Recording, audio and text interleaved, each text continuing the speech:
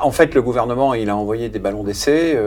C'est pas d'aujourd'hui d'ailleurs. Dès cet été, le Premier ministre, il avait communiqué sur la possibilité d'intervenir via la dégressivité sur les allocations des cadres. Moi-même, j'étais intervenu pour la CFE-CGC de façon très forte pour dénoncer ce principe, le principe de la dégressivité dont on sait qu'il est inefficace et le fait de s'attaquer à une catégorie particulière. Je suis extrêmement étonné que le gouvernement revienne aujourd'hui sur cette idée de s'attaquer à une catégorie particulière, les cadres, dont on sait que ce sont eux qui financent la solidarité du système.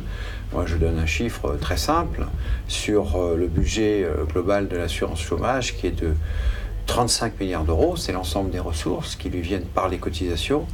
15 milliards, 42%, sont assurés par des cotisations sur les salaires des cadres.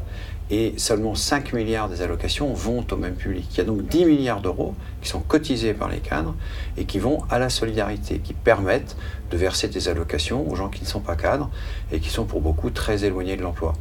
Donc je trouve culotté, je crois que le mot même est peut-être un peu faible, de s'attaquer à cette catégorie, les cadres, qui sont les premiers financeurs de la solidarité du système. Ça n'a aucun sens sur le plan économique, sur le plan social c'est inacceptable, et si c'est un coup politique, alors là c'est encore plus grave, c'est l'exacte définition de ce qu'on appelle le populisme, et ça nous on ne peut pas l'accepter.